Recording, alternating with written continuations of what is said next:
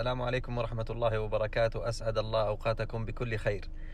يا إخواني، ما هو نفاق أنك تنشر الخير وأنت تدخن؟ ما هو نفاق أنك تنشر الخير وأنت حليق اللحية؟ ما هو نفاق أنك تنشر الخير وأنت مسبل؟ ما هو نفاق أنك تنشر الخير وأنت تقع في بعض الذنوب والمعاصي في الخلوات؟ ما هو نفاق أنك تنشرين الخير وأنت متبرجة؟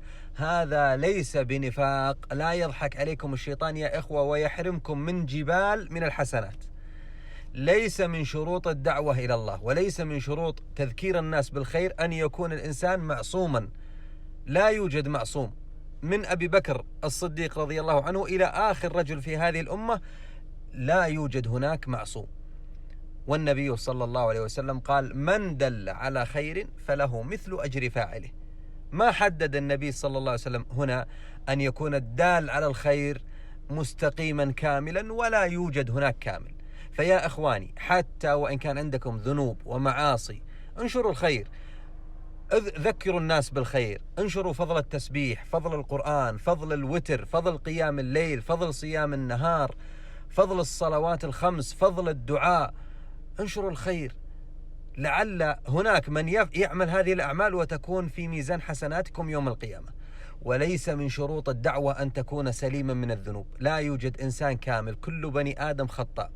أسأل الله سبحانه وتعالى أن يعيذنا وإياكم من مداخل الشيطان، وأن يكفينا وإياكم شر الشيطان، وأن يعيننا وإياكم على أنفسنا والشيطان، وأن ينشطنا وإياكم في الدعوة إليه.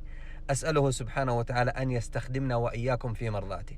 فيا إخوة، لا تستسلموا لهذه الوساوس الشيطانية. يقول لك: كيف تدعي الناس إلى الله وتذكر الناس وتنشر الخير وأنت مبتلى بالمعصية الفلانية والفلانية والفلانية؟ قل له: ليس من شروط الدعوة إلى الله أن يكون الإنسان كاملا، وهذا ليس بنفاق، بل هذا منافسة ومزاحمة للباطل بالخير والحق. أسأل الله سبحانه وتعالى أن يوفقنا وإياكم لمرضاته.